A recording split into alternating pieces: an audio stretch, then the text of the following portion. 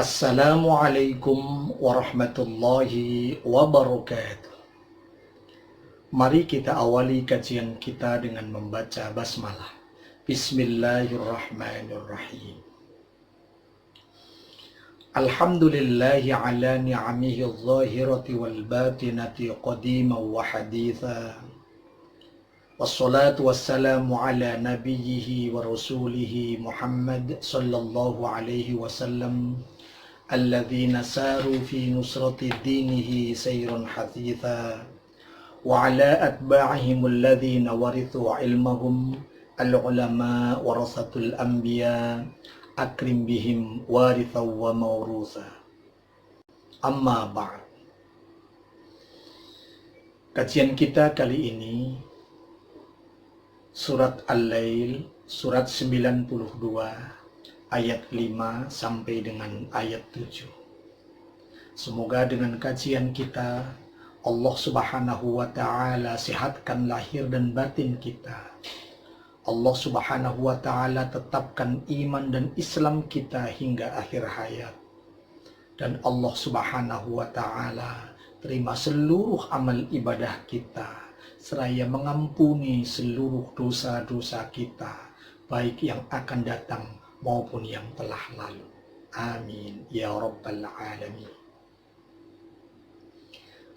Mari kita mulai surat 92 ayat 5 sampai dengan ayat 7. A'udzu billahi minasy syaithanir rajim. فَأَمَّا مَنْ أَعْطَى وَاتَّقَى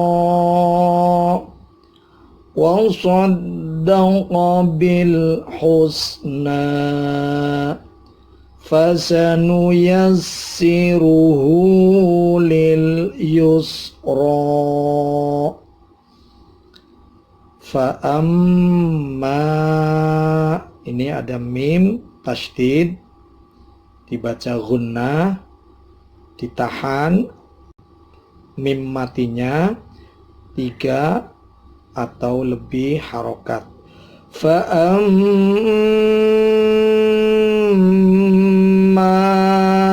ya, dibaca gunnah, udara keluar lewat hidung. Ma itu ada harokat fathah, diikuti alif mati, itu dibaca panjang 2 harokat, namanya mad tobi'i. Man a'to, ada nun mati ketemu hamzah, nun matinya dibaca jelas. Man namanya idhar halqi karena ketemu huruf halak yaitu alif atau hamzah. Man a'to, ini termasuk mad tobi'i 2 harokat. Wattaqo sama 2 harokat. Wasaddaqa bil husna, ini ada al-ta'rif ketemu ha, namanya al-qamariyah, sehingga bilnya dibaca jelas, lam mati. Bil husna, husna, na ini juga termasuk mad tobi'i 2 harokat. Fasanuyassiruhu, ini dibaca 2 harokat, ya, dibaca 2 harokat, itu mad silah qasirah. Lil yusra, ini ro, ini juga termasuk tobi'i, dibaca panjang 2 harokat. Fasanuyassiruhu lil yusra.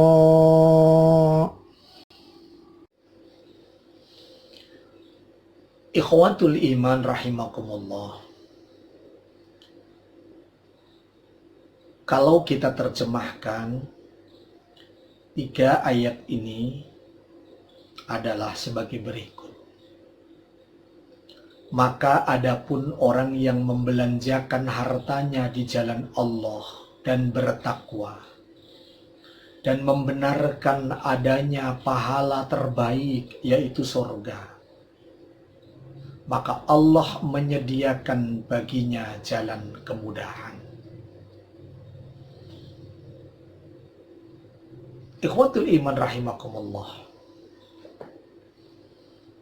Ayat ini turun berkenaan dengan kisah sahabat Rasul yang mulia, kedermawanannya, kebaikannya, karena dengan penuh kerelaan, keikhlasan karena Allah Subhanahu wa Ta'ala, mengeluarkan dana yang tidak sedikit untuk memerdekakan seorang budak. Sahabat itu adalah Abu Bakar Siddiq. Beliau rela mengeluarkan dana yang tidak sedikit untuk membeli seorang budak yang bernama Bilal bin Rabah dari Umayyah bin Khalaf dengan harga yang tidak sedikit. Setelah dibeli, tanpa syarat langsung dimerdekakan. Sedianya sahabat yang lain mencibir karena tindakan Abu Bakar ini. Mengapa Abu Bakar tidak mengupayakan untuk yang lain yang lebih produktif? Atau ada budak-budak lain yang lebih produktif? Mengapa harus Bilal? Tetapi Abu Bakar tidak bergeming. Tetap mengeluarkan dananya di jalan Allah untuk memerdekakan Bilal bin Rabah dari Umayyah bin Khalaf. Dalam tafsir lain disebutkan, ayat ini turun karena kisah kedermawanan seorang sahabat Ansor yang bernama Abu Dahdah al-Ansori. Satu ketika beliau bertamu di rumah temannya yang munafik. Rumah temannya dikelilingi pohon korma yang rindang buahnya. Salah satu pohonnya berdekatan dengan rumah anak yatim. Dan buahnya jatuh di tanah anak yatim itu. Teman Abu Dahdah masuk ke pekarangan anak yatim dan mengambil buah korma. Kata Abu Dahdah, teman, tidak usah diambil.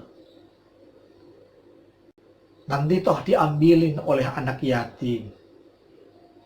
Abu Dahdah tidak bergeming, terus saja mengambil. Karena tidak mau buah kormanya dimakan oleh anak yatim. Abu Dahdah merasa kasihan terhadap anak yatim. Lalu ditawarlah pohon korma itu. Walaupun dengan harga yang tinggi, akhirnya Abu Dahdah membeli pohon korma itu dan langsung diberikan kepada anak yatim. Dua contoh kedermawanan seorang sahabat Rasul Shallallahu Alaihi Wasallam, mengeluarkan dana yang tidak sedikit, tidak mengharapkan apapun dari yang ditolongnya. Abu Bakar mengeluarkan dana untuk memerdekakan Bilal bin Rabah. Tidak ada yang diharapkan dari Bilal bin Rabah kecuali Abu Bakar mengharapkan balasan dari Allah.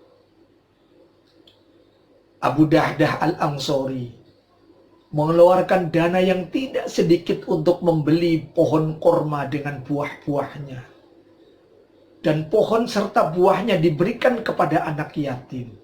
Tidak ada yang diharapkan dari anak yatim itu.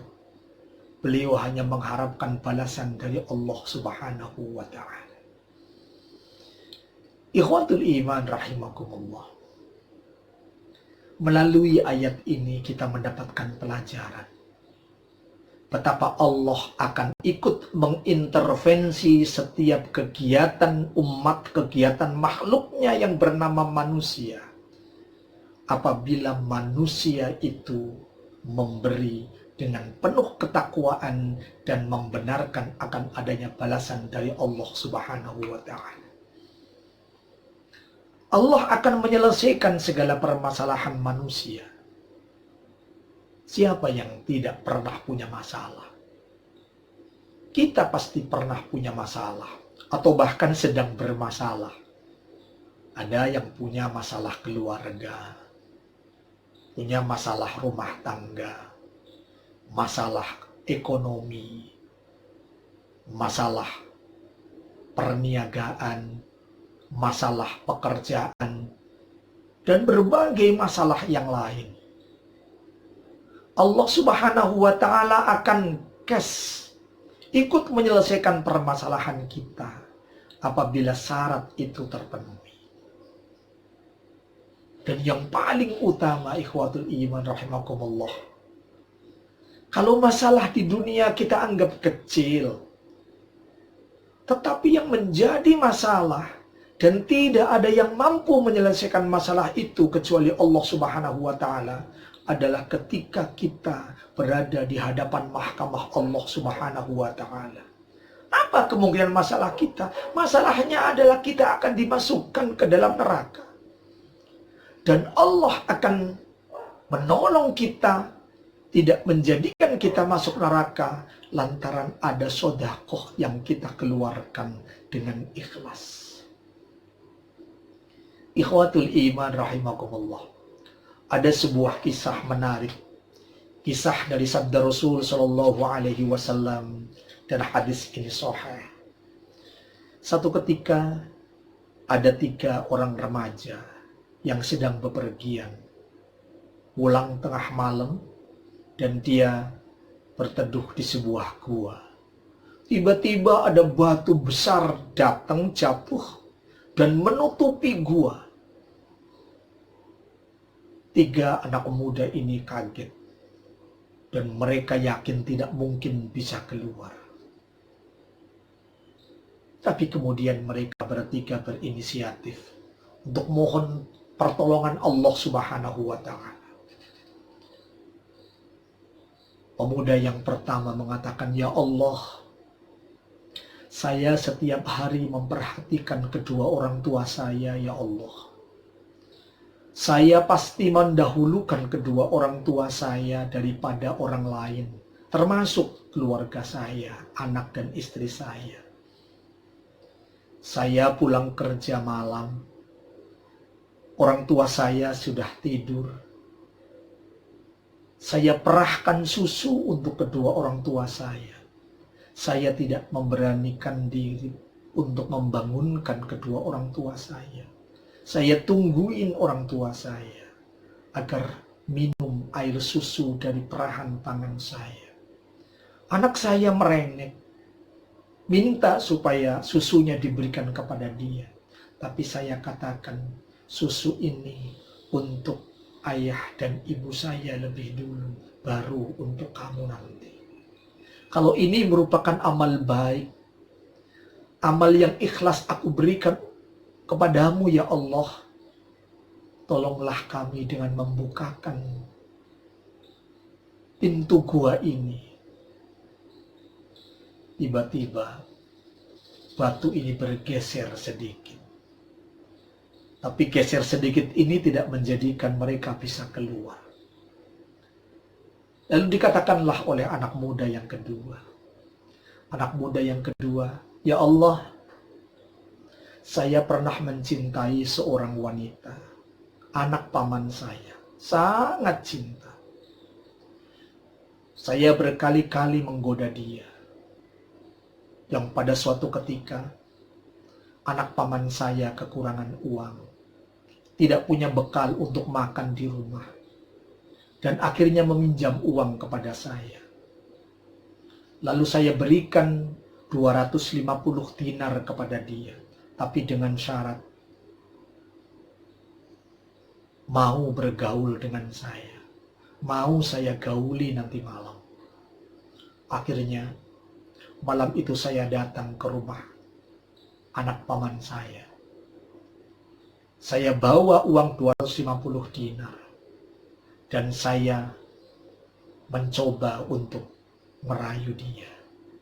Ketika saya berada di antara dua kakinya, anak paman saya mengatakan, "Takutlah kepada Allah,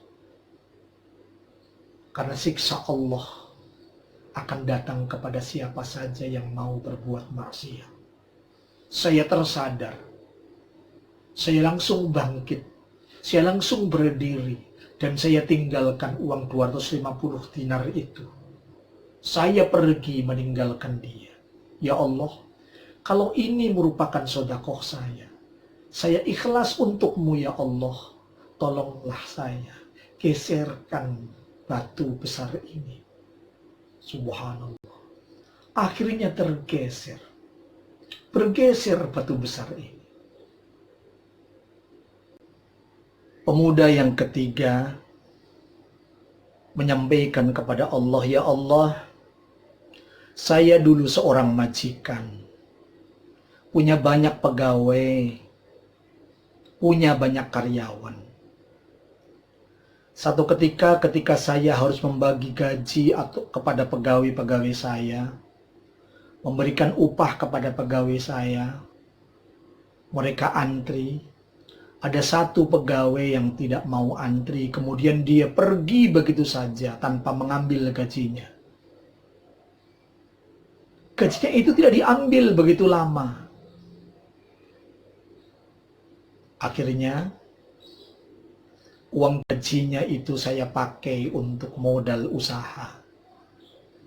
Usaha itu berkembang sedikit demi sedikit. Akhirnya berkembang. Ketika sudah berkembang, tiba-tiba mantan pegawai saya datang dan minta upah yang dulu. Lalu saya sampaikan, upahmu adalah mereka itu.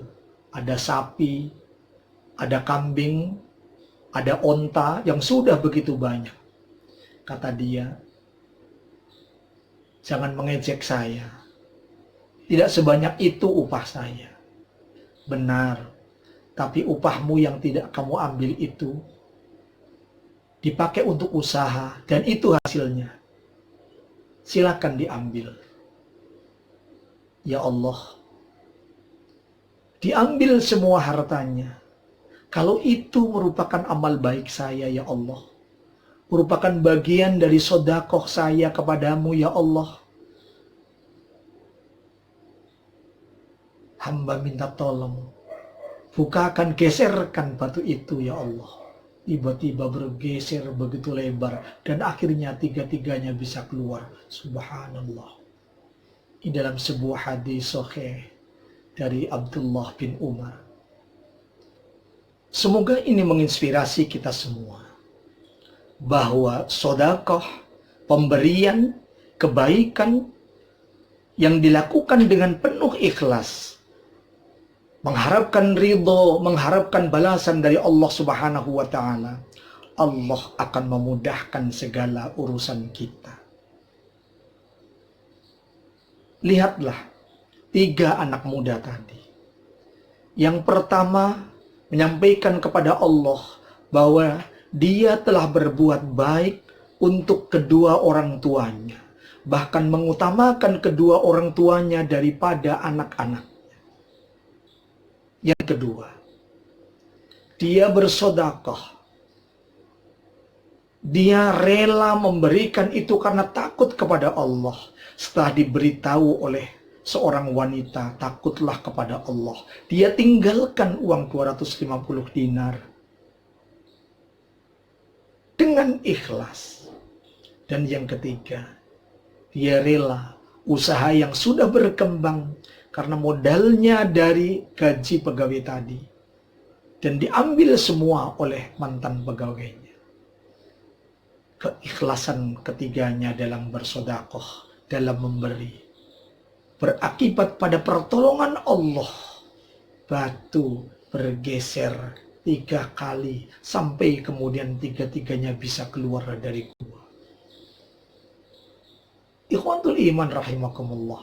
Fa'amma man a'ta, siapa yang memberi di jalan Allah, wattaqa, dia bertakwa kepada Allah, pemberiannya karena Allah Ta'ala, bukan karena yang lain, bukan minta balasan kepada manusia. Wasaddaqa bil husna, dan dia membenarkan bahwa nanti akan ada balasan dari Allah Subhanahu wa Ta'ala, maka Allah akan memberikan jalan yang mudah dengan segala urusan kita. Semoga Allah Subhanahu wa Ta'ala memudahkan segala urusan kita. Dengan sedekah kita, Allah menjadikan dada kita lapang. Dengan sedekah yang kita berikan, Allah Subhanahu wa Ta'ala menjadikan rezeki kita berlimpah. Dengan sedekah yang kita berikan, semoga Allah menyembuhkan penyakit kita. Dengan sedekah yang kita berikan karena Allah menjadikan kita sabar. Demikian, mudah-mudahan ada manfaatnya. Billahi taufiq wal hidayah. Assalamualaikum warahmatullahi wabarakatuh.